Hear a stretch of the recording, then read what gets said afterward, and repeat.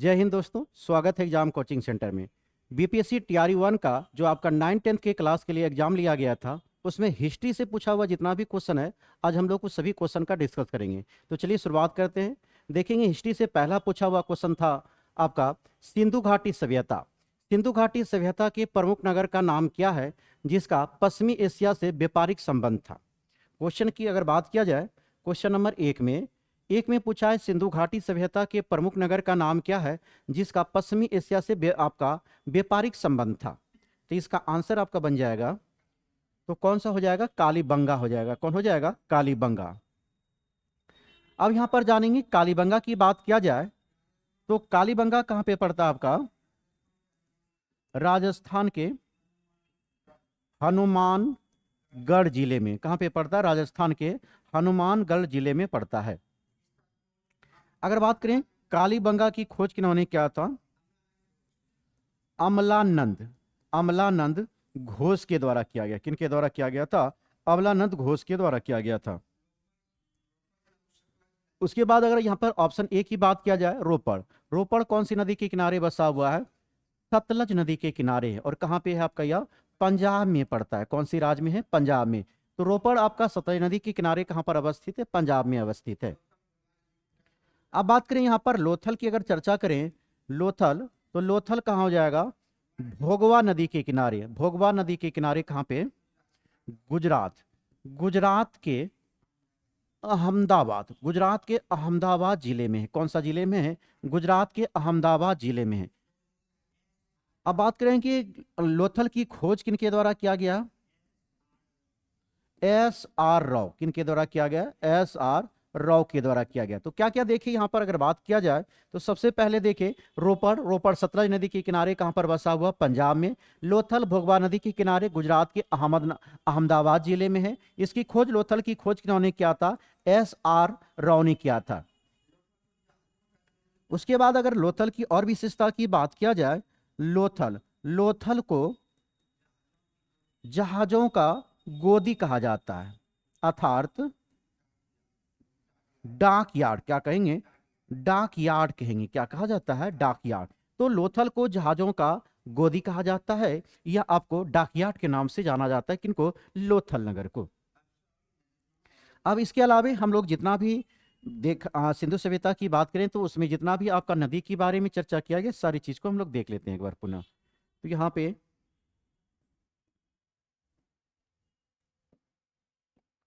सबसे पहले देखेंगे आपका हड़प्पा की अगर बात करें तो कौन सी नदी के किनारे बसा हुआ है? रावी नदी के तट पर। कहां पे है आपका? पाकिस्तान देश में पड़ता है। कहां पे पड़ता है? पाकिस्तान देश में है। दूसरा बात करें मोहनजोदाड़ो की बात करें, यह सिंधु नदी के तट पर है। कौन सी नदी के तट पर है? सिंधु नदी के तट पर। और कहां पे अवस्थित है? पाकिस्तान देश में है। तीसरा बात करें कोट दीजी की बात करें तो यह सिंधु नदी पाकिस्तान में है। कहां पे है? सिंधु नदी पाकिस्तान में अवस्थित है। इसके बाद चौथा बात करें कालीबंगा जो अभी देखे, कालीबंगा या घग्गर नदी के किनारे राजस्थान राज्य में है। कहां पे? राजस्थान राज्य में। पांचवा बात देखेंगे चान्हू दाड़ो की बात करें, यह सिंधु नदी कहां पे पड़ता है? पाकिस्तान में। सिंधु नदी कहां पे है? पाकिस्तान में पड़ता है। उसके बाद रंगपुर की बात करें, रंगपुर की बात करें तो यह मादर नदी के किनारे कहां पे है? गुजरात राज्य में है। कौन सी राज्य में है? गुजरात राज्य में है। उसके बाद आलमगीरपुर की बात करें तो यह हिंडन नदी के किनारे कहां पे है? उत्तर प्रदेश में। कहां पे है? उत्तर प्रदेश में। उसके बाद बनवाली की बात करें, बनवाली कौन हो जाएगा? रंगोई नदी। कौन हो जाएगा? रंगोई नदी के किनारे। बनवाली रंगोई नदी के किनारे कहां हो जाएगा? हरियाणा राज्य में हो जाएगा। कहां हो जाएगा? हरियाणा में। इसके बाद अगर अम्मा बात किया जाए धोलावीरा की बात करें, कौन सा नदी हो जाएगा? लूनी नदी। कहां हो जाएगा? गुजरात में। सुतकांगडोर। 10वां बात करें सुतकांगडोर कौन सा नदी किनारे? या दासक नदी के किनारे है। कौन सी नदी किनारे है? दासक नदी किनारे कहाँ होगा? पाकिस्तान में। एक बार पुनः रिपीट कर देते हैं। सबसे पहले क्या देखिए, आपका हड़प्पा, हड़प्पा रावी नदी के किनारे पाकिस्तान में है। मोहनजोदाड़ो सिंधु नदी के किनारे पाकिस्तान में। कोरदीजी सिंधु नदी के किनारे पाकिस्तान में है। कालीबंगा घग्गर नदी के किनारे राजस्थान के हनुमानगढ़ जिला में है। छठा अगर पांचवा बात करें तो चान्होदाड़ो सिंधु नदी के किनारे पाकिस्तान में। रंगपुर मादर नदी के किनारे गुजरात में है। आलमगीरपुर हिंडा नदी उत्तर प्रदेश में है। बनवाली रंगोई नदी हरियाणा में है। उसके बाद धोलावीरा लोनी नदी के किनारे गुजरात में है। और सुतकांगडूर दासक नदी के किनारे कहाँ पे? आपका पाकिस्तान में। कौन सी नदी कहाँ पे हो जाएगा? पाकिस्तान में। अगला क्वेश्चन देखेंगे, क्वेश्चन नंबर 2। 2 नंबर क्वेश्चन में यहां पर देखेंगे क्या पूछा गया आपसे। 2 नंबर क्वेश्चन में कहा मोहनजोदाड़ो से प्राप्त नर्तकी की मूर्ति किस किस धातु से बने हुए थे? किसके बने हुए थे? कांस्य से बने हुए थे। ऑप्शन नंबर कौन हो जाएगा? 6। मोहनजोदाड़ो से प्राप्त नर्तकी की कांस्य मूर्ति किस धातु से बने हुए थे? वह कांस्य के बने हुए थे। अब यहां पर मूर्ति की ऊंचाई की बात करें, जो ये नर्तकी की मूर्ति मिली है, इसकी ऊंचाई की अगर बात करें, इसका ऊंचाई कितना है? 10.5 सेंटीमीटर। कितना हो जाएगा? 10.5 सेंटीमीटर हो जाएगा। अगर इसकी खुदाई की बात करें, खुदाई आपका ब्रिटिश पुरातात्विद, कौन हो जाएगा? पुरातात्विद। क्या हो जाएगा? पुरातात्विद हो जाएगा। ब्रिटिश पुरातात्विद में किनके द्वारा किया गया? अनहेस्ट मेके ने किया था। किन्होंने किया था? अनहेस्ट मेके ने आपका 1926 में किया था। तो क्या देखिए, आपका जो मोहनजोदड़ो से प्राप्त नर्तकी की कांस्य मूर्ति है, इसकी ऊंचाई कितना है? 10.5 सेंटीमीटर। या ब्रिटिश पुरातत्वविद के द्वारा किया गया था। ब्रिटिश पुरातत्वविद के द्वारा किया गया, जिनका आपका खुदाई करता कौन था इसमें? आपका अनहेस्ट मेके। कौन था? अनहेस्ट मेके। कब किया था? 1926 में किया था। इसके बाद अगर बात किया जाए मोहनजोदाड़ो, मोहनजोदाड़ो के अगर शाब्दिक अर्थ की बात करें, क्या होता है? मृतकों का टीला होता है। क्या होता है? मृतकों का टीला होता है। क्या होता है? मृतकों का टीला। तो मोहनजोदाड़ो का शाब्दिक अर्थ क्या होता है? मृतकों का टीला होती है। उसके बाद अगर बात किया जाए मोहनजोदाड़ो, मोहनजोदाड़ो कहाँ पे पड़ता है? तो यह सिंधु नदी, कौन सी नदी के किनारे? सिंधु नदी के किनारे। कहाँ पे है? पाकिस्तान देश में है। कहाँ पे है? पाकिस्तान पे है। अब पाकिस्तान के कौन सा जिला में हो जाएगा? लरकाना, लरकाना जिला में। कहाँ हो जाएगा? लरकाना में अवस्थित है मोहनजोदाड़ो। मोहनजोदाड़ो की खोज की बात करें तो वह राखल दास बनर्जी के द्वारा किया गया। किन के द्वारा किया गया? राखल दास बनर्जी के द्वारा 1922 में। राखल दास बनर्जी के द्वारा कब किया गया? 1922 में किया गया था। उसके बाद अगर अग्निकुंड की प्रमाण की बात करें, अग्निकुंड का प्रमाण कहां से मिला है? तो वह लोथल और कालीबंगन से मिला है। कहां से मिला है? कालीबंगन से। तो अग्निकुंड का प्रमाण अगर आपसे पूछा जाए तो कहां से मिला है? लोथल और कालीबंगन से प्राप्त हुआ है। वहीं मिट्टी के आपका मिट्टी से बने हल्का साक्ष्य, मिट्टी से बने हल्का साक्ष्य की बात करें तो वह कहां से मिला है? बनवाली से मिला है। कहां से मिला है? बनवाली से मिला है। तो मिट्टी से बने हल्का साक्ष्य कहां से मिला है? बनवाली से मिला है। उसके बाद अगर चावल की दाने की बात करें कि चावल का दाना कहां से मिला है? रंगपुर और आपको लोथल से मिला है। कहां से मिला है? रंगपुर और लोथल से प्राप्त हुआ है।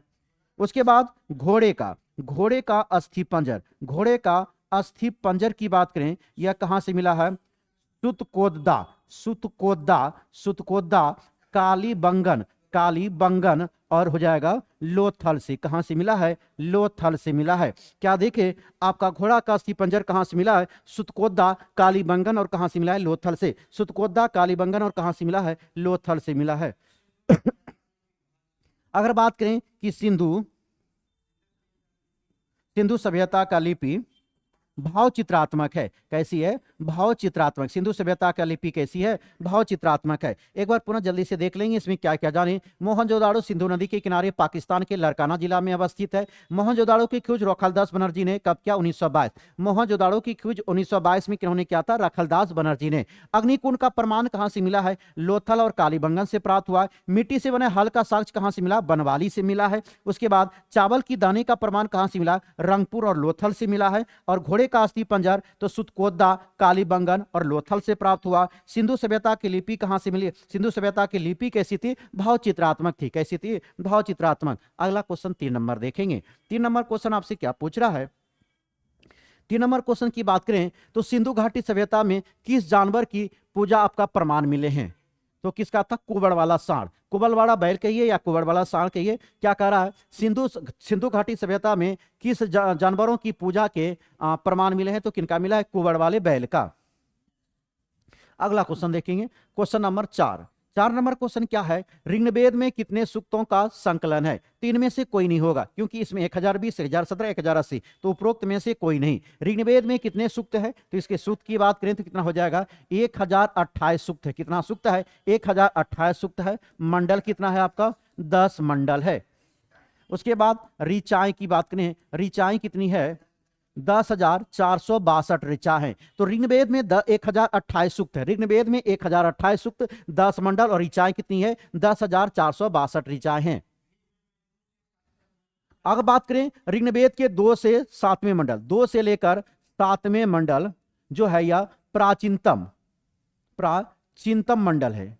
प्राचीनतम माना जाता है। क्या माना जाता? प्राचीनतम माना जाता है। क्या देखिए, आपका 2 से लेकर 7 के मंडल को क्या माना जाता? प्राचीनतम। अगर आपका 10 मंडल में पूछा जाए कि सबसे प्राचीनतम कहां से कहां तक को माना जाता, 2 से लेकर 7 मंडल को प्राचीनतम माना जाता। और 2 से ही 7 को क्या कहा जाता है? परिवार मंडल भी कहा जाता है। क्या कहा जाता? परिवार मंडल के नाम से भी जाना जाता है। किस नाम से जाना जाता? परिवार मंडल के नाम से भी जाना जाता 2 से 7 मंडल को। उसके बाद ऋग्वेद के 9वें मंडल में 114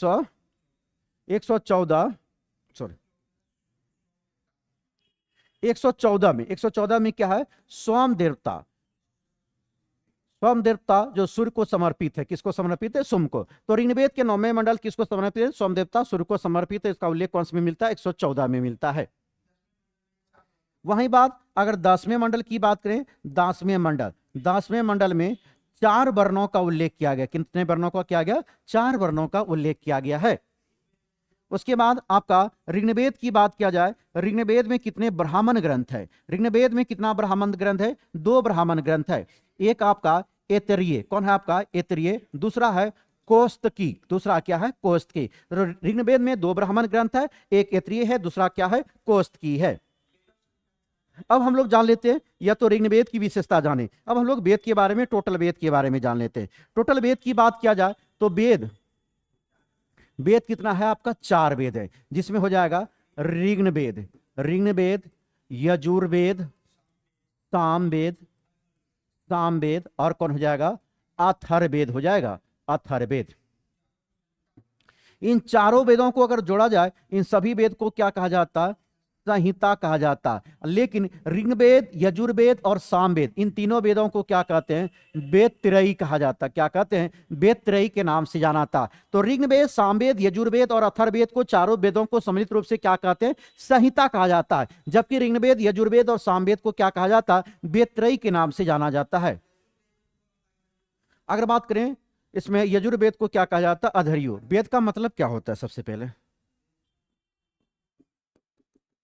वेद की उत्पत्ति के बारे में अगर जाने बात किया जाए, वेद के पठनकर्ता की बात करें, सबसे पहले हम लोग पठनकर्ता जान लेते हैं वेद के बारे में। तो वेद के पठनकर्ता की बात करें तो इसमें आपका ऋग्वेद के पठनकर्ता कौन था? आपका होत्री होगा। ऋग्वेद के पठनकर्ता कौन होगा? होत्री। और ऋग्वेद के बारे में तो जान चुके हैं, अब सबसे पहले जानेंगे यजुर्वेद के पठनकर्ता को क्या कहा जाता?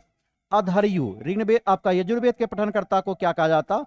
अधर्यु के नाम से जाना जाता है। इसमें अगर बात करें, इसमें बलिदान विधि का वर्णन है। किसका वर्णन है? बलिदान विधि का चर्चा। अगर आपसे पूछा जाए बलिदान विधि का चर्चा कौन सा वेद में किया गया? यजुर्वेद में किया गया। उसके बाद अगर बात किया जाए कौन सा वेद, एक आपका गद और पद दोनों में है। अगर आपसे पूछा जाए गद एवं पद में, गद और पद में लिखा गया एक ऐसा वेद कौन सा है? वह कौन सा वेद है? यजुर्वेद। यजुर्वेद एक ऐसा वेद है जो गद और पद दोनों में लिखा गया है। अब बात करेंगे सामवेद के बारे में। सामवेद के पठनकर्ता को क्या कहते हैं? उद्दात्री। क्या कहते हैं? उद्दात्री। सामवेद के पठनकर्ता को क्या कहते हैं? उद्दात्री कहा जाता है। इसको भारतीय संगीत का जनक कहा जाता है। क्या कहते हैं? भारतीय संगीत का जनक कहा जाता है। तो भारतीय संगीत का जनक किनको कहा जाता? सामवेद को कहा जाता है। अब आता है अथर्ववेद। आपका अथर्ववेद। अथर्ववेद की बात करें तो अथर्ववेद के पठनकर्ता को क्या कहते हैं? ब्रह्मा कहा जाता है। अथर्ववेद के पठनकर्ता को ब्रह्मा। इसमें 731 मंत्र है और 6000 क्या है आपका पद है। क्या है आपका? 6000 पद की चर्चा है। इसके बाद विवाह तलाक, जादू टोना, इस सभी का चर्चा किसमें किया गया? अथर्ववेद में। किसमें किया गया? अथर्ववेद में किया गया है। अब हम लोग जान लेंगे चारों वेदों के ब्राह्मण ग्रंथ का नाम। वेद के ब्राह्मण ग्रंथ की बात करें तो ऋग्वेद। ऋग्वेद का ब्राह्मण ग्रंथ की अगर बात करें, ऋग्वेद के ब्राह्मण ग्रंथ कौन हो जाएगा आपका? ऐतरेय और कौन हो जाएगा? कौस्तकीय। कौन हो जाएगा? ऐतरेय और कौस्तकीय हो जाएगा। दो गो ब्राह्मण ग्रंथ है। दूसरा बात करें यजुर्वेद। यजुर्वेद का ब्राह्मण ग्रंथ की बात किया जाए, आपका हो जाएगा तैत्तरीय और कौन हो जाएगा?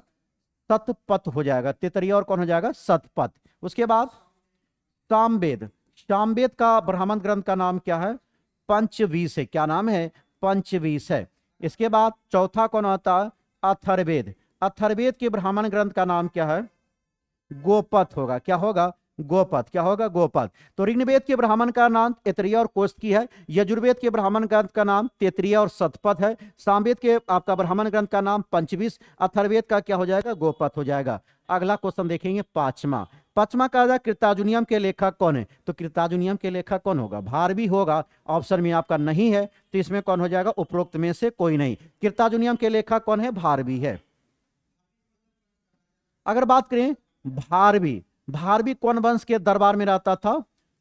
पल्लव। पल्लव वंश के राजा सिंह विष्णु के दरबार में, सिंह विष्णु के दरबार में रहते थे। किनके दरबार में रहते थे? सिंह विष्णु के दरबार में। जो देखिए कृताजुनियम के लेखक कौन था? भारवी। कृताजुनियम के लेखक भारवी। और कृताजुनियम के लेखक भारवी किसके दरबार में थे? तो पल्लव वंश के राजा सिंह विष्णु के दरबार में रहा करते थे।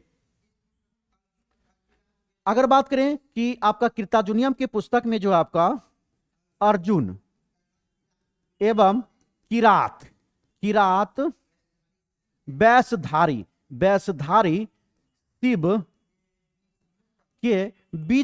के बीच में युद्ध का वर्णन किया गया है। युद्ध का वर्णन मिलता है। अगर आपसे पूछा जाए कि कृताजुनियम में किसकी चर्चा क्या है, तो अर्जुन एवं किरात वेशधारी शिव के बीच में युद्ध का वर्णन किसमें किया गया? कृताजुनियम में किया गया है। हाँ, अगर इसकी बात करें तो इसको किसका स्थान मिला हुआ है? बृहत्गामी। किसका स्थान मिला है? बृहत्गामी का स्थान दिया गया है। किनको? आपको। तो कृताजुनियम को बृहत्गामी का स्थान प्राप्त है। अब इसके बाद देखेंगे भट्टी का अगर बात किया जाए, इसका पुस्तक का नाम था रावण वधम। क्या नाम हो जाएगा? रावण वधम। अगर आपसे पूछा जाए कि रावण वधम पुस्तक किनका है? भट्टी का पुस्तक है। किनका पुस्तक है? भट्टी का पुस्तक है। उसके बाद शूद्रक की पुस्तक की बात करें तो मृच्छकटिकम। क्या हो जाएगा? मृच्छकटिकम किसका? शूद्रक का है। शूद्रक की पुस्तक का नाम क्या है? मृच्छकटिकम। अब देखेंगे कालिदास की कई पुस्तक आती है, जिसमें बात किया जाए मालविका अग्निमित्रम। मालविका अग्निमित्रम हो जाएगा। ऋतु सहार मेघदूतम रघुवंशम कुमार संभवम। उसके बाद अभिज्ञान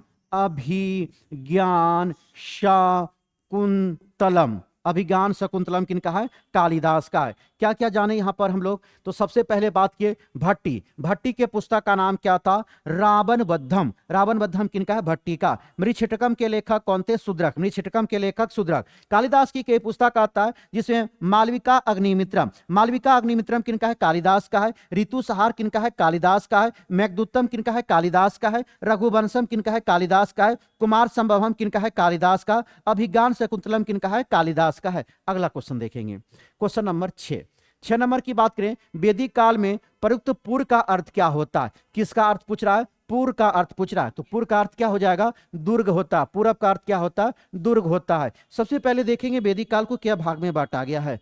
2 भाग में बांटा गया है। कौन कौन होगा?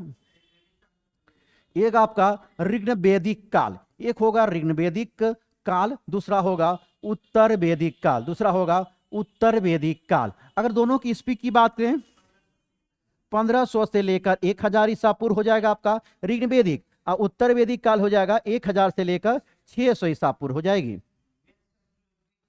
हाँ, अगर वेद की बात किया जाए, वेद शब्द किससे बनी है?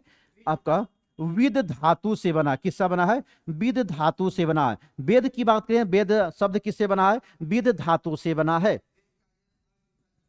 और वेद का अगर अर्थ पूछा जाए कि वेद का अर्थ क्या होता है, तो ज्ञान होता है। वेद का अर्थ क्या होता है? ज्ञान होता है। अब यहां पे देखेंगे ऋग्वेदिक काल। अब यहां पर ऋग्वेदिक काल की देवता की बात करें तो सबसे पहला देवता कौन होता है? इंद्र। इंद्र का काम क्या है? तो युद्ध का नेता एवं वर्षा का देवता। युद्ध का नेता एवं वर्षा का देवता कौन है? इंद्र है। अगर आपसे पूछा जाए युद्ध का नेता वर्षा का देवता कौन है? इंद्र है। दूसरा अग्नि। अग्नि की बात करें तो मनुष्य एवं देवताओं के बीच, मनुष्य एवं देवताओं के बीच, मनुष्य एवं देवताओं के बीच मध्यस्थता, मनुष्य एवं देवताओं के बीच मध्यस्थता करने का काम किनका है? अग्नि का है। तीसरा वरुण हो जाएगा। तीसरा वरुण। पृथ्वी। पृथ्वी एवं सूर्य का निर्माता, सूर्य का निर्माता। समुद्र का देवता, इसके पास बहुत डिपार्टमेंट है जी। समुद्र का देवता एवं सत्य का प्रतीक, सत्य का प्रतीक। उसके बाद दिन रात का कर्ता, दिन रात का कर्ता। दिन रात का कर्ता भी देवता कौन है? वरुण है। वरुण की ध्यान दिया जाए, वरुण में क्या देखे? पृथ्वी एवं सूर्य का निर्माता, समुद्र का देवता, सत्य का प्रतीक वरुण, दिन रात का कर्ता कौन है? वरुण। इसके अलावा अगर बात करें ध्रुव, सबसे प्राचीन देवता कौन है? ध्रुव, जो आकाश का देवता है। कौन है? आकाश का देवता है। उसके बाद सोम। सोम की बात करें तो यह वनस्पति का देवता है। सोम किसका है? वनस्पति का देवता है। उसके बाद उषा की बात करें तो यह प्रगति एवं उत्थान की देवता है। प्रगति एवं उत्थान का देवता कौन है? उषा है। इसके बाद अश्विन की बात करें तो अश्विन किनका देवता है? विपत्तियों को हरने वाला देवता। विपत्तियों को धरने वाला देवता कौन है? अश्विन है। उसके बाद पूषण की बात करें, पूषण किसका है? पशुओं का देवता है। पूषण पशुओं का देवता। पूषण किसका देवता है? पूषण का। उसके बाद विष्णु की बात करें, विश्व का संरक्षक, विश्व का संरक्षण एवं पालनहार करता भी कौन है? आपका विष्णु है। तो और कौन बच जाएगा आपका? मारुत। मारुत कौन हो जाएगा? आंधी तूफान का देवता। मारुत कौन होगा? आंधी तूफान का देवता। आंधी तूफान का देवता कौन होगा? मारुत। अगला क्वेश्चन देखेंगे, क्वेश्चन नंबर 7। 7 नंबर क्वेश्चन क्या कहता है कि ऋग्वेद में तक्षण किसे कहते हैं? तो बढ़ई को कहा जाता है। किनको कहते हैं? बढ़ई को। ऋग्वेद में तक्षण का मतलब क्या होता है? बढ़ई होता है। अगर तक्षण की बात करें तो यह कैसी शब्द है? यह एक संस्कृत शब्द है। कैसी शब्द है? संस्कृत शब्द है।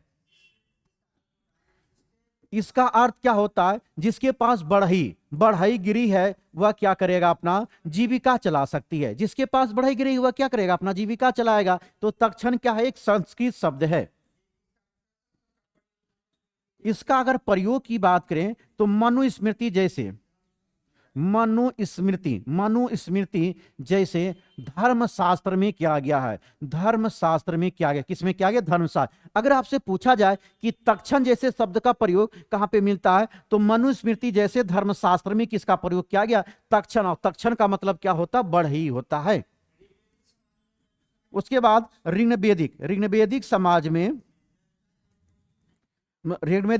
में व्यवसाय क्या था? आनुवांशिक नहीं था। आनुवांशिक क्या था? नहीं था। कौन काल में? तो आप ऋग्वेदिक काल। ऋग्वेदिक समाज में व्यवसाय आनुवांशिक नहीं था। ऋग्वेदिक समाज में क्या था? व्यवसाय आनुवांशिक नहीं था। अगर बात करें स्वर्ण हो गया। दूसरा हो जाएगा इसमें आपका चर्मकार हो जाएगा। तंतुवाय, यह आपका जुल्हा जिसको अभी नहीं कहते हैं, वही जुल्लाहू होता है उस समय। तो यह सब आपका अलग अलग शब्दों का उपयोग किया गया। अगला क्वेश्चन देखेंगे, क्वेश्चन नंबर 8। 8 की अगर बात किया जाए, 8 में कह रहा मोरकालीन कांकनीय किस धातु के बने सिक्के हैं? कांकनीय, तांबा का, किसका बना हुआ था? तांबा का। मोरकालीन कांकनीय किस धातु के बने हुए थे? तांबा के बने हुए थे। अगर तांबे को बात किया जाए, तांबे से बने हुए धातु को और क्या कहा जाता है? मासक कहा जाता है। इसको ही क्या कहते हैं? मासक कहा जाता है। इसमें जो है आपका इस समय की बात किया जाए मोरकालीन में, तो आपका इस समय में चांदी, चांदी एवं तांबे के, चांदी एवं तांबे के सिक्के बनाए जाते थे, तांबे के सिक्के बनाए जाते थे। वहीं बात करें सोने के टुकड़े को, सोने के टुकड़े को क्या कहा जाता है? ऋग्वेद में अगर बात किया जाए स्वर्ण के, सोने के सिक्के को क्या कहा जाएगा? ऋग्वेद में निष्क कहेंगे। क्या कहेगा? निष्क।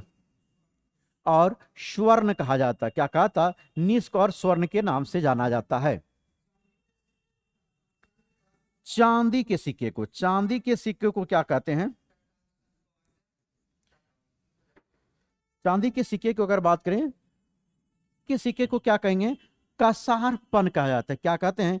कसारपन कहा जाता है, या इसको क्या कहते हैं? पन कहते हैं। तो चांदी के सिक्के को कसारपन, पन और धरन कहा जाता है। क्या कहते हैं? घरन कहा जाता है। मौर्य काल की अगर राष्ट्रीय मुद्रा की बात करें, मौर्य काल में राष्ट्रीय मुद्रा क्या था? पन था। पन, पन क्या था? पन। राष्ट्रीय आपका मौर्यकालीन राष्ट्रीय मुद्रा क्या थी? पन था।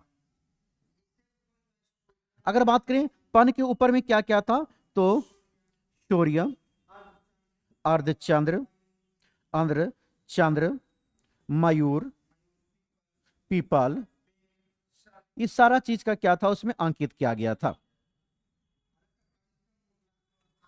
अगर बात किया जाए भारत के प्राचीनतम, भारत के प्राचीनतम मुद्रा को क्या कहा जाता? आहत कहा जाता है। भारत के प्राचीनतम मुद्रा को क्या कहा जाता? आहत के नाम से जाना जाता है। भारत के सिक्कों का प्रचलन वैदिक काल के कौन सा चरण में हुआ? वैदिक काल के अंतिम चरण में हुआ था। किस काल में हुआ था? अंतिम चरण में हुआ था। अगर आपसे पूछा जाए कि भारत में सिक्के का प्रचलन कौन सी काल में हुआ, तो वैदिक काल के अंतिम चरण में हुआ। और वहीं इंडो ग्रीक, अगर इंडो ग्रीक की बात करें, इंडो ग्रीक के राजा का नाम आपका तिथि युक्त, हाँ तिथि युक्त राजाओं ने क्या किया? तिथि युक्त सिक्का जारी किया था। सोना का सिक्का जारी किया। क्या क्या? सोना का सिक्का। अगर आपसे पूछा जाए कि किस राजाओं के शासक ने तिथि युक्त सिक्का चलाया था, तो ग्रीक राजाओं के द्वारा। अगला क्वेश्चन देखेंगे, क्वेश्चन नंबर 9 नंबर क्वेश्चन में आपसे क्या पूछ रहा है कि विश्व का पहला गणतंत्र वैशाली में किसके द्वारा स्थापित किया गया? किनके द्वारा किया गया? इसमें कोई नहीं हो जाएगा। यह किनके द्वारा किया गया था? लिच्छवी के द्वारा। किनके द्वारा किया गया? लिच्छवी। तो क्या पूछ रहा था क्वेश्चन में? आपका पूछ रहा था कि विश्व का पहला गणतंत्र वैशाली में किसके द्वारा स्थापित किया गया? लिच्छवी के द्वारा किया गया। इसका राजधानी की अगर बात करें, राजधानी कहां थी? वैशाली। इसकी राजधानी कहां थी? वैशाली। तो लिच्छवी की राजधानी कहां थी? वैशाली थी। हाँ, बज्जी संघ की अगर यहां पर बात करें, बज्जी संघ जो है आपका बुद्ध काल के सबसे शक्तिशाली गणराज था। गणराज का संघ था। क्या था? गणराज का संघ हुआ करता था। तो क्या देखिए, बज्जी संघ में बुद्ध काल के सबसे शक्तिशाली गणराज हुआ करता था। कौन? आपका बज्जी संघ। कौन संघ होता था? बज्जी संघ।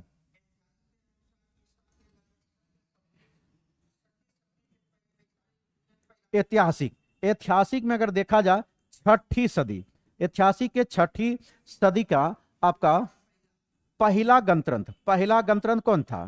तो वही आपका कौन हो जाएगा? लिच्छवी था। कौन था आपका? लिच्छवी, जिसकी राजधानी कहां थी? वैशाली। कौन सा था? वैशाली। कौन सी शताब्दी की बात की? छठी शताब्दी। कौन सा शताब्दी देखिए? छठी शताब्दी। अगर बात किया जाए लिच्छवी वंश का संस्थापक कौन था? सुपुष्पा। कौन था? सुपुष्पा। कौन था? सुपुष्पा। लिच्छवी वंश के संस्थापक कौन थे? सुपुष्पा। लिच्छवी वंश के संस्थापक कौन थे? सुपुष्पा। गुप्त वंश के संस्थापक कौन थे? श्रीगुप्त। नंद वंश के संस्थापक कौन थे? धनानंद। महापद्मानंद होगा नंद का। अगला क्वेश्चन देखेंगे, कौटिल्य का अर्थशास्त्र कितने अधिकरणों में बांटा हुआ था? तो इसमें ऑप्शन में तो नहीं है आपका एक भी, इसमें 15 को होगा ना। कितना अधिकरण में था? 15 अधिकरण। ऑप्शन नंबर कौन होगा? ई। कौटिल्य का अर्थशास्त्र कितने अधिकरणों में बांटा था? 15 अधिकरण में बांटा हुआ था। अगर उप विभाग की बात करें तो कितना था? 180। उप विभाग कितना था? 180। और 6000 इसमें क्या था आपका? श्लोक था। 6000 क्या था? श्लोक था। तो सबसे पहले 15 को क्या था आपका? अधिकरण था। 15 को अधिकरण। उपविभाग कितना था? 180। और श्लोक कितना था? 6000। कौटिल्य के प्रथम अधिकरण में क्या चीज का चर्चा किया गया? विनयाधिकरण। विनयाधिकारी किसकी चर्चा होती है? विनयाधिकारी की चर्चा की गई है। और इसमें अब आता है कि विनय होता क्या है? विनय का अर्थ की बात करें तो राजा द्वारा क्या होता? राजा द्वारा किया गया कार्य या व्यवहार। राजा द्वारा किया गया कार्य या व्यवहार। क्या जाने यहां पर कौटिल्य का प्रथम अधिकरण कितना है? टोटल 15 है। प्रथम अधिकरण में विनयाधिकारी का उल्लेख है। किसका उल्लेख है? विनयाधिकारी का। विनय क्या होता? तो विनय की चर्चा की बात करें तो विनय का अर्थ मतलब होता राज द्वारा किया गया कार्य या व्यवहार। राज द्वारा किया गया कार्य या व्यवहार क्या कहलाता? विनय कहलाती है। अगर प्रथम अधिकरण की बात करें, प्रथम अधिकरण को कितने भाग में बांटा गया? 20 भाग में बांटा गया। कितना भाग में बांटा गया? 20 भाग में बांटा गया था। इसका अगर प्रमुख विषय की बात करें, प्रमुख विषय कौन था आपका? विद्या विषय एवं विचार, आत्मविद्या। तो क्या देखिए आपका प्रथम अधिकरण में 20 भाग था। प्रमुख विषय कौन था? विद्या विषयक था, विचार था और कौन था? आत्मविद्या था। अब बात करें कौटिल्य को और किस किस नाम से जाना जाता है? तो इन्हीं को चाणक्य भी कहा जाता है, विष्णुगुप्त भी कहा जाता है। क्या कहते हैं? विष्णुगुप्त के नाम से भी जाना जाता है।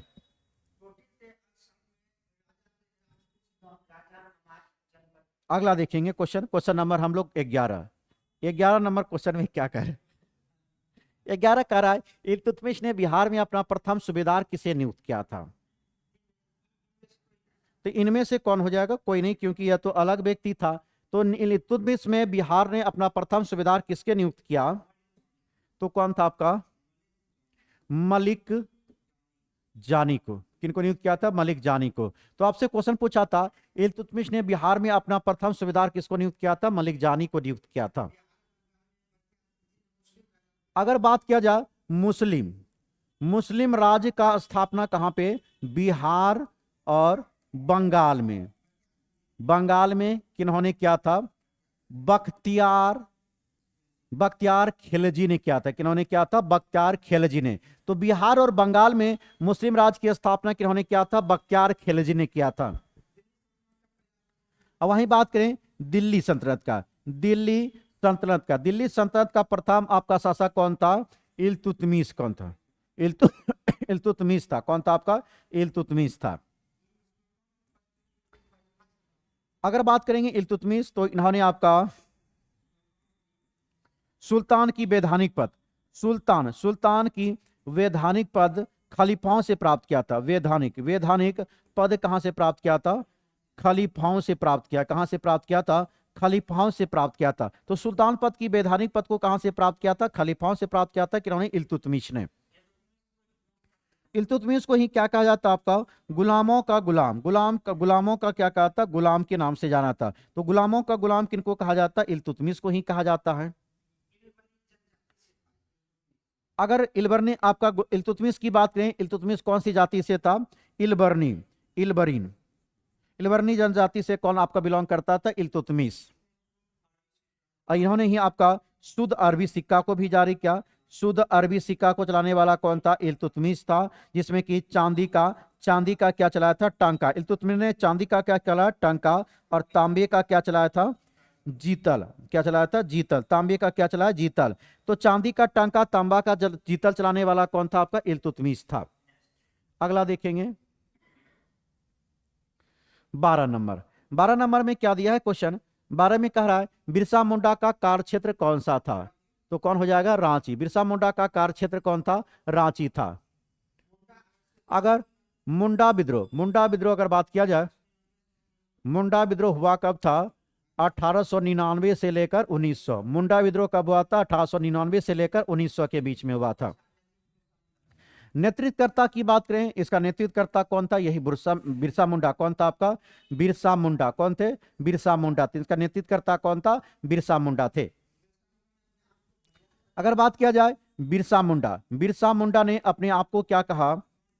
अपने आप को इन्होंने भगवान का दूत कहा। क्या कहा इन्होंने? भगवान का दूत कहा था। बिरसा मुंडा ने अपने आप को क्या कहा? भगवान का दूत के नाम से कहा। हाँ, मुंडा विद्रोह की अगर बात करें, इसको उलगुलान विद्रोह भी कहा जाता। उलगुलान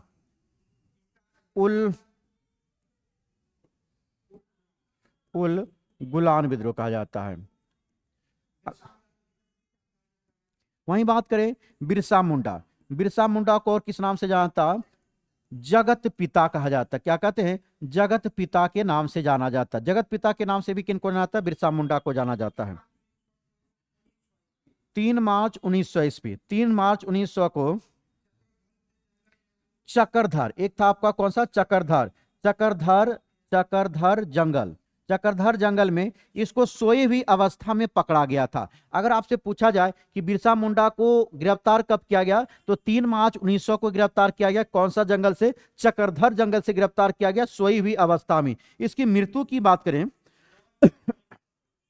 9 जून कब हुआ था? 1900। 9 जून 1900, जिसमें बीमारी का कारण कौन था? पेचिस था। कौन था? पेचिस था। पेचिस बीमारी के कारण इनका निधन हो गया था। अब बात करें झारखंड की स्थापना। झारखंड की स्थापना की बात करें, झारखंड की स्थापना कब होती है? 15 नवंबर को। इसी के दिन कौन सा मनाया जाता है आपको? बिरसा मुंडा के लिए क्या मनाता आपका? आदिवासी गौरव दिवस। क्या मनाया था? आदिवासी गौरव दिवस। क्या मनाया था? आदिवासी गौरव दिवस के रूप में मनाया जाता है। अगला क्वेश्चन देखेंगे, क्वेश्चन नंबर 13। 13 नंबर क्या कर रहा है? 1857 की क्रांति के विद्रोह के नेता कौन थे? 1857 की क्रांति के नेता कौन थे आपका? इसमें तो ऑप्शन में ही नहीं, ऑप्शन नंबर कौन हो जाएगा? ई। कौन था आपका? कुंवर सिंह थे। कौन थे? कुंवर सिंह थे। बिहार का नेतृत्व करता आपको कौन था? जगदीशपुर से कुंवर सिंह थे।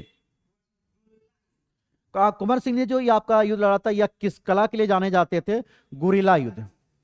गुरिल्ला युद्ध की कला के लिए यह बड़ा ही प्रसिद्ध थे। गुरिल्ला युद्ध की कला के लिए कौन प्रसिद्ध था आपका? कुंवर सिंह। अगर इनकी मृत्यु की बात करें, इनका मृत्यु कब होता है? 26 अप्रैल 1858। कुंवर सिंह का मृत्यु 26 अप्रैल 1858 को हुआ। और बिहार सरकार के द्वारा इन्हीं के नाम से बाबू वीर कुंवर सिंह विश्वविद्यालय का निर्माण किया गया। विश्वविद्यालय बनवाया गया। कहां बना है? आरा जिला में। कौन जिला में? आरा जिला में बना। कब बना? 1992 में। कब बना? 1992 में। तो बाबू वीर कुंवर सिंह विश्वविद्यालय कब बना? 1992 में। कहां पे बनाया गया? आरा जिला में बनाया गया। और इसी पे देखेंगे 23 अप्रैल को आपको क्या मनाया जाता है? विजय दिवस मनाया जाता है। क्या बिहार में क्या मनाया था? विजय दिवस के रूप में मनाया जाता है। जिसमें क्या आपका, अगर कुंवर सिंह की बात करें, इन्होंने कुंवर सिंह ने किसको हराया था?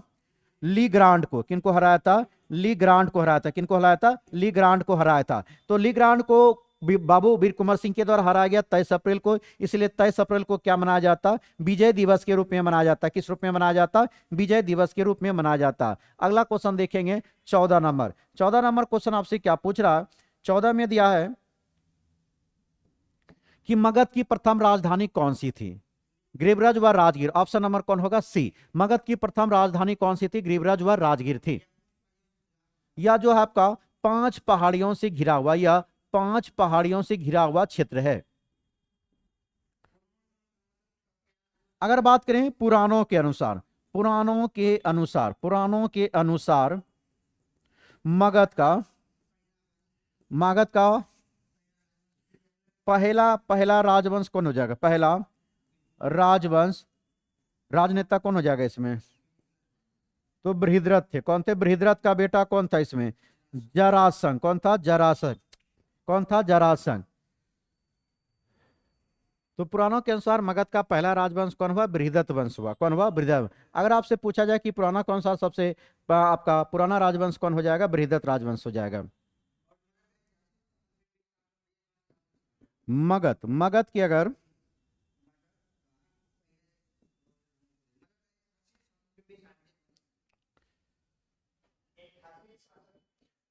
अगर मगध के ऐतिहासिक शासक की बात किया जाए, मगध के ऐतिहासिक शासक कौन था आपका? बिंबिसार था। कौन था? बिंबिसार। जो कौन वंश से था आपका? हर्यक वंश का था। कौन वंश का था? हर्यक वंश का था।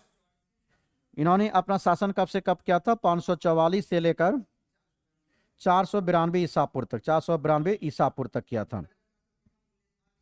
अगर बात किया जाए मगध का सर्वप्रथम उल्लेख कहां पे मिलता है? अथर्ववेद में मिलता है। कौन सा वेद में मिलता है? अथर्ववेद में। मगध का सबसे पहला उल्लेख किसमें मिलता है? अथर्ववेद में किया गया है। अगर बात किया जाए अभिज्ञान चिंतामणि के अनुसार मगध को क्या कहा गया?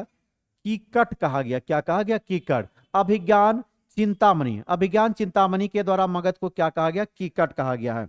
अगला क्वेश्चन देखेंगे 15 में कह रहा है उस स्रोत का नाम बताइए जिसमें पाटलिपुत्र के प्रशासन का वर्णन उपलब्ध है। तो किसमें हो जाएगा? इंडिका में। ऑप्शन और सी में हो जाएगा। तो मेगास्थनीज के लेखक क्या था आपका? इंडिका के लेखक कौन थे? मेगास्थनीज। कौन थे? मेगास्थनीज। और यह किनके दरबार में आए थे? चंद्रगुप्त मौर्य के समय में। किनके समय में आए थे? चंद्रगुप्त मौर्य। तो उस स्रोत का नाम बताया जिसमें पाटलिपुत्र के प्रशासन का वर्णन किया गया। किसमें किया गया? आपका इंडिका में। क्या अर्थशास्त्र के लेखक कौन थे? चाणक्य थे। अर्थशास्त्र के लेखक कौन थे? चाणक्य थे। अर्थशास्त्र के लेखक कौन थे? चाणक्य थे। अगर बात किया जाए इंडिका के अनुसार पाटलिपुत्र का प्रशासन आपका कितना था? 30 सदस्यों वाली क्या थी? समिति थी। 30 सदस्यों वाली क्या थी? समिति थी। अगला क्वेश्चन देखेंगे, क्वेश्चन नंबर 16 की बात करें। 16 में क्या दिया है?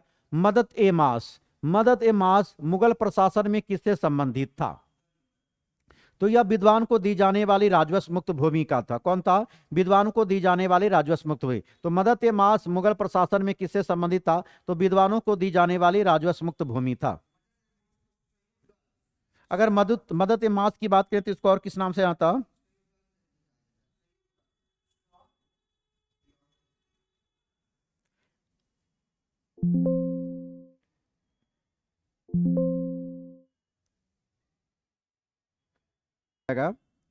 सरयुगल कहा जाता है। क्या कहा जाता है? मदद ए मास को सरयुगल के नाम से जाना जाता है। अगर बात करें मदद ए मास अगर सहायता नगद दी जाती हो, सहायता अगर नगद दी जाती तो उसको क्या कहेंगे? वजीफा कहा जाता है। क्या कहा जाता है? वजीफा। अगर मदद ए मास सहायता नगद दी जाए तो उसको क्या कहेंगे? वजीफा कहा जाता है। और अकबर ने ऐसे अनुदान जो मदद ए मास था, अकबर ने मदद ए मास जैसे अनुदानों के लिए कितना निर्धारित किया था? 1000 बीघा 100 बीघा होगा। कितना होगा? 100 बीघा निर्धारित किया था। कितना किया था? 100 बीघा से अधिक दान में नहीं दिया जा सकता। किन्होंने निर्धारित किया था? अकबर ने। अगला देखेंगे 17। पूना समझौता का उद्देश्य क्या था? पूना समझौता का उद्देश्य था दलित वर्गों का प्रतिनिधित्व। ऑप्शन नंबर कौन बनेगा? B number. पूना समझौता की बात करें हुआ कब आपका? 24 सितंबर 1932 को। कब हुआ? 24 सितंबर 1932 को हुआ था। किनके बीच हुआ था? अंबेडकर और किनके बीच हुआ? एवं गांधी जी के बीच हुआ। किनके बीच हुआ? गांधी जी के बीच हुआ। अगला क्वेश्चन देखेंगे, क्वेश्चन नंबर आपका 18 में कह रहा है जंतर मंतर का निर्माण किसने किया था? तो इनमें से तो आपका अकबर, शाहजहां, शिवाजी नहीं हो जाएगा। शाहजहां आपका जंतर मंतर आपका सवाई जयसिंह के द्वारा किया गया है। हाँ, जय आपको बात करेंगे जयपुर में किनके द्वारा, महाराजा महाराजा जय सिंह द्वितीय के द्वारा किया गया। किनके द्वारा किया गया, जय सिंह द्वितीय के द्वारा। कब किया गया, 1724 में।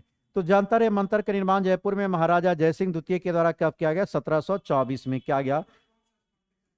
आप अगर बात करें यह कितना स्थान पे पाया जाता, 5 स्थान पे। जंतर मंतर आपको टोटल कितना स्थान पे, 5 स्थान पे है।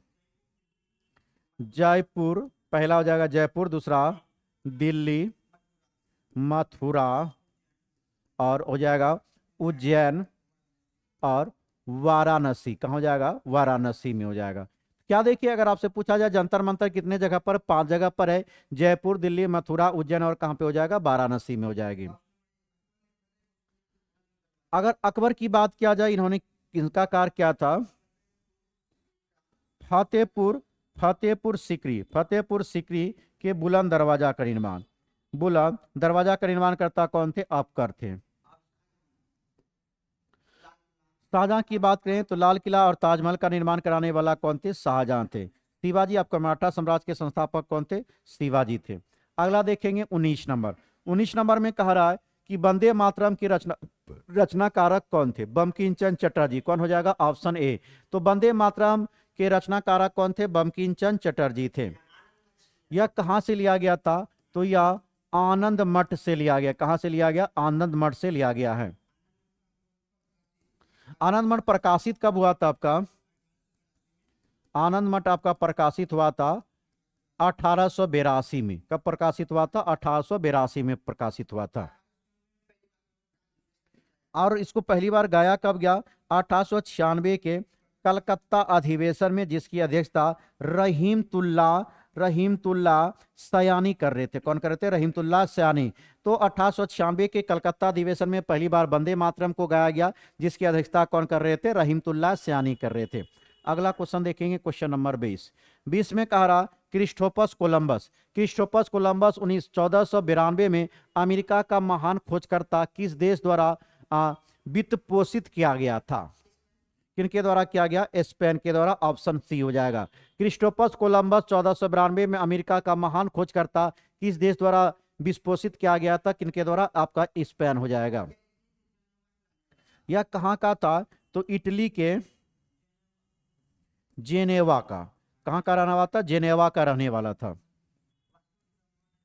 और बात करें आपका क्रिस्टोफर कोलंबस ने किसकी खोज की थी, अमेरिका के समुद्र मार्ग की खोज की थी। अमेरिका के समुद्र मार्ग की खोज किन्होंने किया था, क्रिस्टोफर कोलंबस ने किया था। वहीं बात करें Vasco D gamma, Vasco D gamma ने किसकी खोज की थी, भारत के समुद्र मार्ग की खोज। तो वास्को डी गामा ने किसकी खोज किया था, भारत के समुद्र मार्ग की खोज किन्होंने किया था, वास्को डी गामा ने किया था। और यह वास्को डी गामा कहां का रहने वाला था, पुर्तगाल के रहने वाले थे। कहां के थे, पुर्तगाल के रहने वाले। 17 मई आया कब, अगर डेट पूछा जाए तो 17 मई 1498 भारत के कालीकट तट पे पहुंचे थे, जिसकी स्वागत किन्होंने किया था, जमोरिन के द्वारा किया गया था। अगला क्वेश्चन देखेंगे, क्वेश्चन नंबर 21 में बोस्टन टी पार्टी इतिहास की एक महत्वपूर्ण घटना किससे संबंधित है, तो किसका था, अमेरिका के स्वतंत्रता संग्राम से। किससे था, अमेरिका के स्वतंत्रता संग्राम से संबंधित था। बोस्टन की टी पार्टी एक महत्वपूर्ण घटना किससे संबंधित था, अमेरिका के स्वतंत्रता संग्राम। यह कब हुआ था आपका, 16 दिसंबर 1773 में। कब होता है, 16 दिसंबर 1773 में हुआ था। तो यह घटना रहा 16 दिसंबर 1773 संबंधित आपका कब रहा था, तो यह अमेरिका का स्वतंत्रता संग्राम से संबंधित था। यह आपका हुआ 16 दिसंबर 1773 को। इसी में देखेंगे यह किसके खिलाफ था, तो ब्रिटिश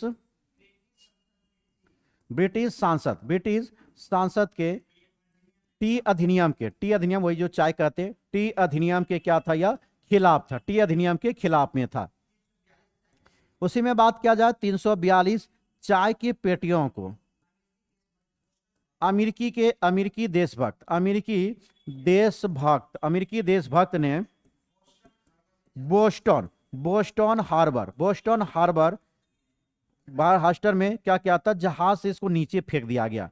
सबसे पहले देखेंगे कहां पे फेंका गया, बोस्टन हार्बर जगह पर फेंका गया। अमेरिकी देशभक्त के द्वारा कितना पेटियों को फेंका गया, 342। किसके खिलाफ था, ब्रिटिश संसद के अधिनियम के खिलाफ था। कब हुआ था, 16 दिसंबर 1773 को। तो अगर आपसे पूछा जाए बोस्टन टी पार्टी में कितना पेटी फेंका गया, 342 पेटी फेंका गया था बोस्टन हार्बर जगह पर। उसके बाद घटना कब था, 16 दिसंबर 1773 को क्या हुआ था, बोस्टन टी पार्टी हुआ था।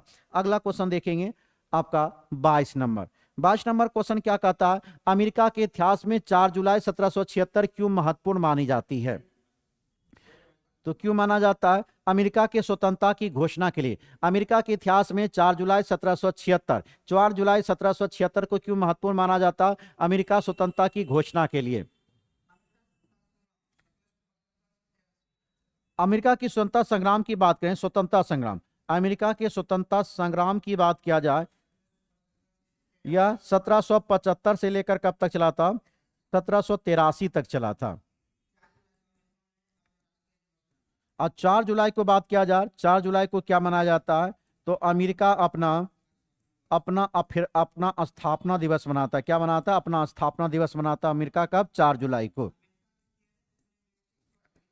अगर बात किया जाए ब्रिटेन का, इसमें कितने उपनिवेश पर था, 13 जगह पर ब्रिटिश उपनिवेशिक का क्या था, इसमें कब्जा किया हुआ था अमेरिका के क्षेत्र में।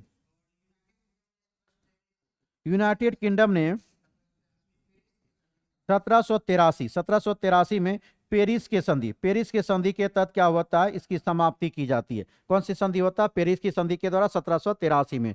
अगला क्वेश्चन देखेंगे, क्वेश्चन नंबर 23 में क्या कर रहा है, फ्रांसीसी क्रांति के समय फ्रांस का शासक कौन था, फ्रांसीसी क्रांति के समय फ्रांस का शासक कौन था, तो लुई 16वां था। ऑप्शन नंबर ए हो जाएगा, कौन था, लुई 16वां। फ्रांसीसी क्रांति के समय फ्रांस का शासक कौन था, लुई 16वां। फ्रांस क्रांति की बात करें तो कब हुआ, 14 जुलाई 1789 को। कब होता है, 14 जुलाई 1789। तो फ्रांसीसी क्रांति कब होता है, 14 जुलाई 1789। फ्रांसीसी क्रांति के समय आपका फ्रांस का शासक कौन था, लुई 16वां था। अगर बात किया जाए फ्रांसीसी क्रांति जब हुआ, फ्रांसीसी क्रांति के समय फ्रांस में कैसी सत्ता थी, तो सामंती सत्ता थी। कैसी व्यवस्था थी, सामंती व्यवस्था वहां हुआ करती थी। अगर लुई 16वां की पत्नी की बात पूछा जाए, लुई 16वां की पत्नी की नाम क्या था आपका, मेरी एनवानेत। क्या नाम था, मेरी एनवानेत। वह कहां का राजकुमारी था, ऑस्ट्रेलिया की राजकुमारी, ऑस्ट्रिया। कहां की राजकुमारी था, ऑस्ट्रिया की राजकुमारी हुआ करता मेरी एंतवानेत, जो किनकी पत्नी थी, लुई 16वां। अगर आपसे पूछा जाए लुई 16वां की पत्नी का नाम क्या था, मेरी एंतवानेत, जो कहां की आपका था, ऑस्ट्रिया की राजकुमारी हुआ करती थी। वहीं बात किया जाए लुई 16वां को एक बार फांसी, आपका अंतिम बार फांसी भी दिया गया। किस अपराध में, देशद्रोह के अपराध में। किस अपराध में दिया गया, देशद्रोह के अपराध में लुई 16वां को फांसी की भी सजा सुनाई गई थी। अगर आपके देखा जाए भारतीय संविधान में हम लोग पढ़ते हैं समानता स्वतंत्रता एवं बंधुत्व की नारा, यह किस क्रांति का देन है, तो फ्रांस क्रांति की देन है। किस क्रांति का देन है, फ्रांस क्रांति का देन है। अगला क्वेश्चन देखेंगे 24 का रहा है कि औद्योगिक क्रांति के दौरान सूती वस्त्र उद्योग में क्रांति लाने वाले स्पिनिंग जेनी का आविष्कारक कौन थे, तो कौन था, जेम्स हारगिवस। कौन था, जेम्स हारगिवस। औद्योगिक क्रांति के दौरान सूती वस्त्र उद्योग में क्रांति लाने वाले स्पिनिंग जेनी का आविष्कारक कौन थे, जेम्स हारगिवस थे। जॉन ने 1733 में फ्लाइंग शटल का आविष्कार किया था, जो कौन सा यंत्र कहलाता, बुनियादी यंत्र। उसके बाद सेफ्टी लैम्प का आविष्कार कब हुआ था, 1815 में। कब हुआ था, 1815 में। उसके बाद अगर पूछा जाए कि औद्योगिक क्रांति की शुरुआत कहां से हुआ, आपका ब्रिटेन से माना जाता है। कहां से माना जाता है, ब्रिटेन से। नेक्स्ट क्वेश्चन देखेंगे, क्वेश्चन नंबर आपका 25 नंबर क्वेश्चन में क्या कह रहा है, 25 नंबर क्वेश्चन में 1831 में यंग इटली मूवमेंट, जिसका उद्देश्य था गणतंत्र स्थापित करना, किसके द्वारा प्रारंभ हुआ था, तो किनके द्वारा किया गया था, जोसेफ मेजनी। इसमें तो ऑप्शन में नहीं है आपका, ऑप्शन नंबर कौन बन जाएगा, ई। 1831 में यंग इटली मूवमेंट, जिसके उद्देश्य था गणतंत्र स्थापित करना, किसके द्वारा स्थापित किया था, जोसेफ कौन था, मेजनी, जोसेफ मेजनी के द्वारा किया गया। किनके द्वारा किया गया? Joseph Mazzini. तो 1831 में यंग इटली मूवमेंट, जिसका उद्देश्य था गणतंत्र स्थापित करना, किसके द्वारा स्थापित किया गया था? जोसेफ मेजनी के द्वारा किया गया। अगर बात क्या है इटली इटली राष्ट्र का निर्माणकर्ता कौन माने जाते हैं? काउंट काबूर माने जाते हैं। कौन माने जाते हैं? काउंट काबूर। तो इटली का आपका राष्ट्र का निर्माण करता किनको कहा जाता? काउंट काबूर को कहा जाता। ऑप्शन नंबर ए हो जाएगा।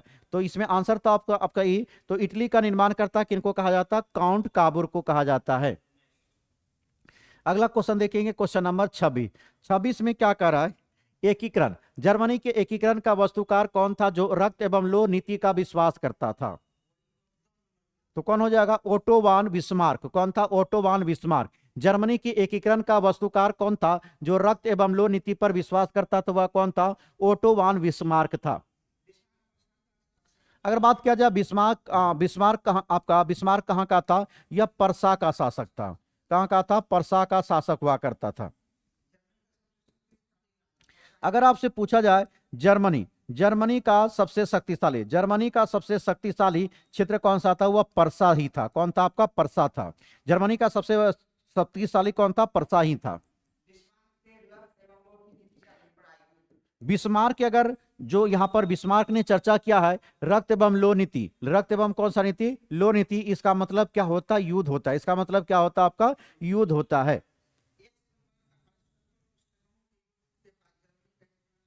अगर बात किया जाए जर्मनी का एकीकरण कब हुआ? आपका 1 सितंबर 1870 से ही माना जाता है। कब से माना जाता है? 1 सितंबर 1870 से। नेक्स्ट क्वेश्चन देखेंगे, क्वेश्चन नंबर 27। 27 में क्या कह रहा है आपसे कि द्वितीय विश्व युद्ध में नवंबर 1941 में अमेरिका के प्रवेश का मुख्य कारण क्या था? तो इसमें तो आपको नहीं दिख रहा ऑप्शन में। इसमें दिया पोलैंड पर जर्मनी का आक्रमण, स्टालिनग्राड का युद्ध, और उसके बाद आपका स्विट्जरलैंड का जर्मनी पर कब्जा। इसमें से कोई भी नहीं होगा। द्वितीय विश्व युद्ध का आपका नवंबर 1941 में अमेरिका का मुख्य उद्देश्य, अगर प्रवेश की बात किया जाए, जापान द्वारा हवाई द्वीप पर पर्ल हार्बर को क्या कर दिया गया था? उड़ा दिया गया था। तो जापान द्वारा हवाई द्वीप का स्थित कौन था? आपका पर्ल हार्बर को उड़ाया गया था। तो यही इसका मेन कारण बना था इसमें एंट्री करने का। कब क्या क्या था? नवंबर 1941 में। उस समय अगर बात किया जाए इंग्लैंड का प्रधानमंत्री कौन हुआ था? विंस्टन चर्चिल हुआ करता था। कौन हुआ करता था? Winston Churchill. इंग्लैंड का प्रधानमंत्री कौन था? विंस्टन चर्चिल हुआ करते थे। और अमेरिका के राष्ट्रपति कौन थे? Henry Roosevelt. आपका हेनरी डी रूजवेल्ट था। कौन था? हेनरी डी रूजवेल्ट था। कौन था? Henry D Roosevelt. कौन था? अमेरिका का राष्ट्रपति हेनरी डी रूजवेल्ट हुआ करता था। अगर बात किया जाए द्वितीय विश्व कब से कब तक रहा? 1939 से लेकर 45 तक चला था। इसी में देखेंगे तो आपका हिरोशिमा पर कब बम गिराया गया था? 6 अगस्त 1945 को। जो आपको क्या था? यह लिटिल बॉय। क्या था? Little boy. आपका यूरेनियम किसका प्रयोग हुआ था? 235 का इस्तेमाल हुआ था। वहीं अगर बात करें नागासाकी पर कब गया? 9 अगस्त 1945 को। नागासाकी पर बम कब गिराया गया? 9 अगस्त 1945, जिसका आपका कोड नाम क्या दिया गया था? फाइटमैन था। क्या नाम था? फाइटमैन। और इसमें किसका प्रयोग हुआ था? प्लूटोनियम 239 का प्रयोग किया गया। तो हिरोशिमा पर बम गिराया गया 6 अगस्त 1945 को। लिटिल बॉय के नाम से जाना जाता है। और इसमें यूरेनियम 235 का इस्तेमाल हुआ था। वहीं बात करें नागासाकी पर बम गिराया गया 9 अगस्त 1945 को, जिसको फैटमैन कहा जाता है। इसमें प्लूटोनियम 239 का इस्तेमाल किया गया था। अगर द्वितीय विश्व युद्ध का अगर पूछा जाए द्वितीय विश्व युद्ध का कारण क्या था? तो वह पोलैंड आपका जर्मनी पर किसका? पोलैंड पर जर्मनी का आक्रमण। किस पर था? पोलैंड पर जर्मनी का आक्रमण। अगला क्वेश्चन देखेंगे, क्वेश्चन नंबर 28 में कह रहा है जब मार्को पोलो ने चीन पर दौरा किया था तब वहां का शासक कौन था? कौन था आपका? Kublai Khan. कौन था? Kublai Khan. जब मार्को पोलो ने चीन का दौरा किया था तब वहां का शासक कौन हुआ करता था? कुबलई खान था। यह कब तक रहा था? आपका 1271 से 1295 तक। तो जब मार्को पोलो ने बीच में आपका दौरा किया तब वहां का शासक कौन हुआ करता? तो कुबलाई खां हुआ करता था। अगर बात किया जाए कुबलाई खां किनका पोता था या किनका पोता था आपका? चंगेज खां। किसका खान था? चंगेज खां का पोता हुआ कौन करता था आपका? कुबलाई खां। चंगेज खां का पोता कौन था? कुबलाई खां। नेक्स्ट क्वेश्चन देखेंगे, क्वेश्चन नंबर 29। संयुक्त राज्य अमेरिका, संयुक्त राज्य अमेरिका में पहली अंग्रेज बस्ती कौन सी थी? तो कौन था? जम्मा टाउन। कौन था? जम्मा टाउन। तो संयुक्त राज्य अमेरिका में पहली अंग्रेजी बस्ती कौन सी थी? जम्मा टाउन थी। अगला क्वेश्चन देखेंगे, क्वेश्चन नंबर आपका 30। 30 में कह रहा टेनिस कोर्ट की शपथ किस क्रांति से संबंधित है? तो किससे था? यह फ्रांसीसी क्रांति से। टेनिस कोर्ट की शपथ किस क्रांति से संबंधित था? आपका फ्रांसीसी क्रांति से था। नेक्स्ट क्वेश्चन देखेंगे, क्वेश्चन नंबर 31। मित्र राष्ट्र, मित्र राष्ट्र में सेब्रस, सेब्रस की संधि किस देश के साथ हुई थी?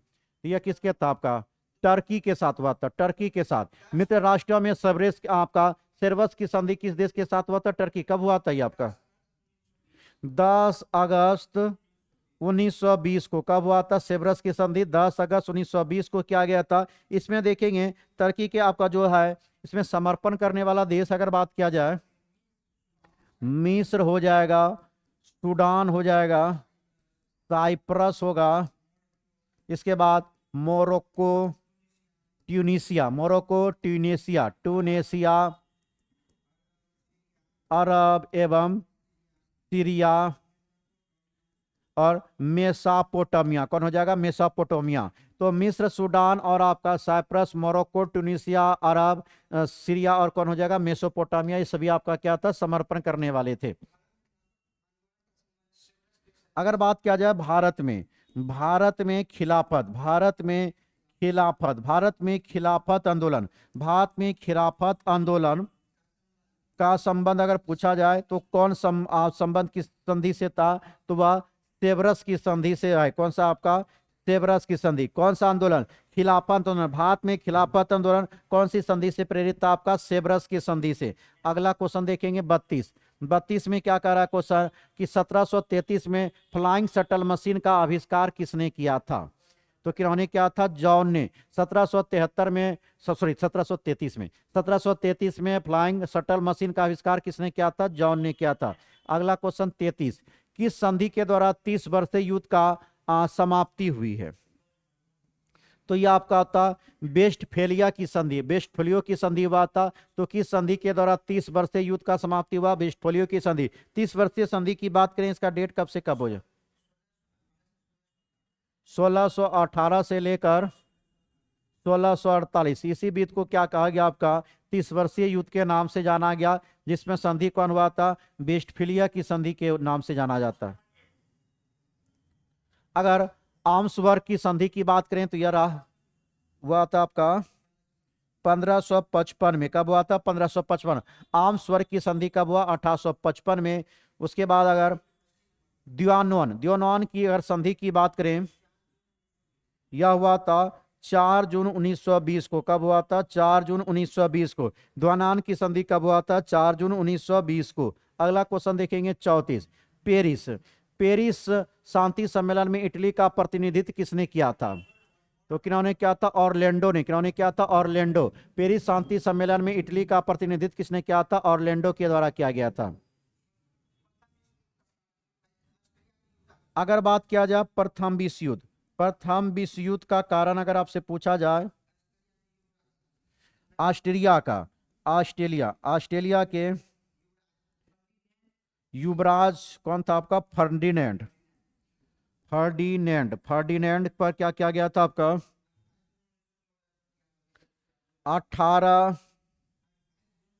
28 अगस्त, 28 जून हो जाएगा, क्या हो जाएगा? 28 जून 1914 को इनकी हत्या किया गया था। अगर इसकी बात किया जाए प्रथम विश्व युद्ध कब हुआ? 1914 से लेकर कब तक चला था? 1918। 1914 से लेकर 1918। नेक्स्ट क्वेश्चन देखेंगे 35। 35 में क्या कह रहा है आपसे? बेंकावूर, बेंकावूर जाने के लिए कामागाटोमारू जापानी जहाज किराए पर किसने लिया था? तो गुरमीत सिंह ने कब लिया था? 1914 में। कब लिया था? 1914 में। तो बेंकावूर जाने के लिए कामागाटू सर आपका नहीं होगा, ऑप्शन नंबर बी नहीं, यहाँ पे आपका गुरमीत दिया हुआ है ना, ये आपका इसमें हो जाएगा आपका गुरुदित। गुरुदित होना चाहिए, गुरुदित सिंह। क्या नाम होगा? गुरुदित सिंह। थोड़ा सा नाम में चेंजिंग किया तो ऑप्शन नंबर तो आपको यहाँ पे क्या बन जाएगा? ऑप्शन नंबर ई हो जाएगा। इसमें टोटल कितना यात्री चले थे आपका? 376 यात्री चले थे, जिसमें आपका 340 कौन था आपका? इसमें सिख थे। 340 कौन थे? सिख थे। 24 कौन थे? मुस्लिम थे। 24 मुस्लिम थे। इसके बाद 12 हिंदू थे। इसमें 12 क्या थे? हिंदू थे। नेक्स्ट क्वेश्चन देखेंगे, क्वेश्चन नंबर आपका 36। 36 में कहता है कि शोर कमेटी की स्थापना से कौन संबंधित नहीं थे? तो कौन नहीं था इसमें? भगवान सिंह नहीं थे, हुसैन रहीम थे, बलवंत सिंह थे। तो शौर कमेटी की स्थापना में कौन संबंधित नहीं था? तो भगवान सिंह नहीं था। अगला क्वेश्चन देखेंगे 37। महात्मा गांधी। महात्मा गांधी ने किस घटना के हिमालय भूल कहा था? किसको कहा था? चौरा चोरी की घटना कब रहा था? 5 फरवरी 1922 को हुआ था, जिसमें एक थानेदार एवं आपका कई सिपाहियों को जला दिया गया। तो कौन सा रहा था? चौरी चौरा की घटना उत्तर प्रदेश के गोरखपुर में हुआ था। और असहयोग आंदोलन की अगर बात किया जाए, वापस कब लिया गया? 12 फरवरी 1922 को। तो चौरी चौरा घटना के खिलाफ असहयोग आंदोलन को वापस कब लिया गया? 12 फरवरी 1922 को वापस लिया गया था। इसी में देखेंगे अगर असहयोग असहयोग असहयोग आंदोलन, असहयोग आंदोलन जो गांधी जी ने वापस लिया था, इसके लिए आपका असहयोग आंदोलन, असहयोग आंदोलन, असहयोग आंदोलन को वापस लेने के कारण आपका व्यक्ति का नाम था एक डॉक्टर बालाकृष्ण सिंह ने।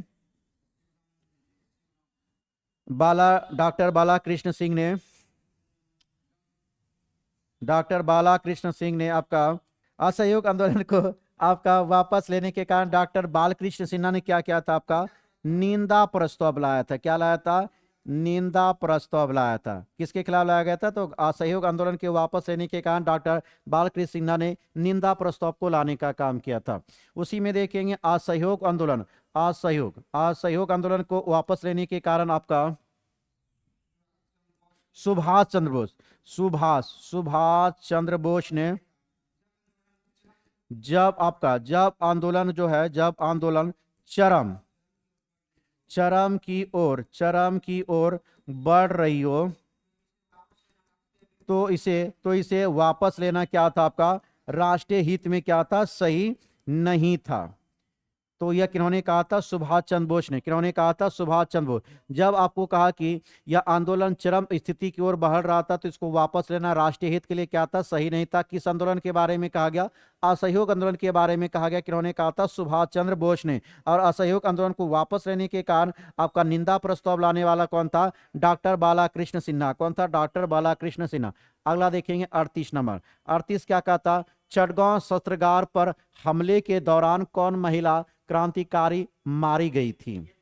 कौन था इसमें? प्रीतिलता वाडेदार। तो कौन हो जाएगा? ऑप्शन नंबर ए, प्रीतिलता कौन था? वाडेदार।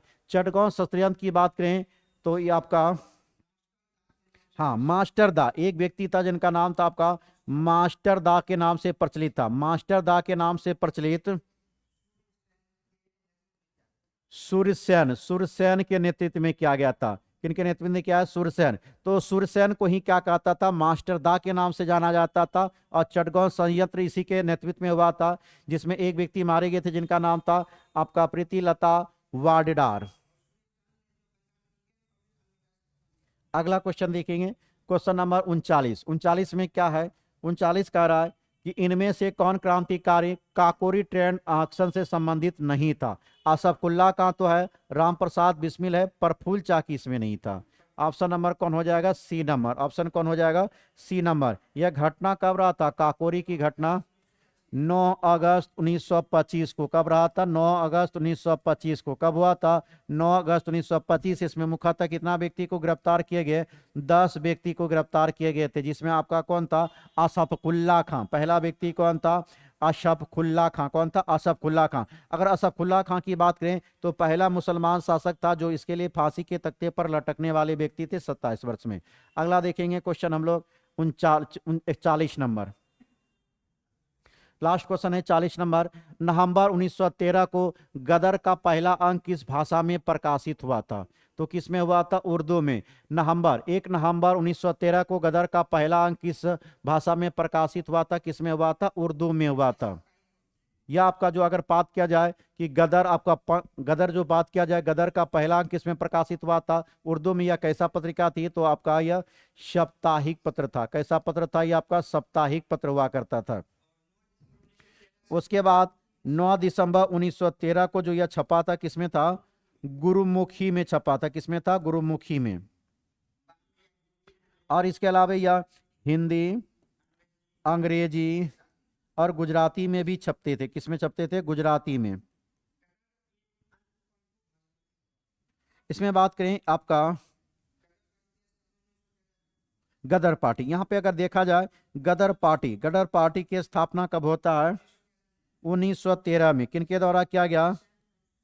आपका हुआ था कहां पे? यह सैन फ्रांसिस्को में। कहां पे हुआ था? सैन फ्रांसिस्को में किया गया था। अगर अध्यक्ष की बात करें, इसके अध्यक्ष कौन थे? सोहन सिंह भाकना। सोहन सिंह भाकना। कौन थे? सोहन सिंह भाकना। तो गदर पार्टी की स्थापना 1913 में सैन फ्रांसिस्को में, जिसके अध्यक्ष कौन थे? सोहन सिंह भाकना थे। तो यह था आपका जो 9th-10th में पूछा हुआ आपका हिस्ट्री का क्वेश्चन था, आपका TRE 1 का पहला। अब मिलेंगे हम लोग अगले क्लास में, तब तक के लिए जय हिंद।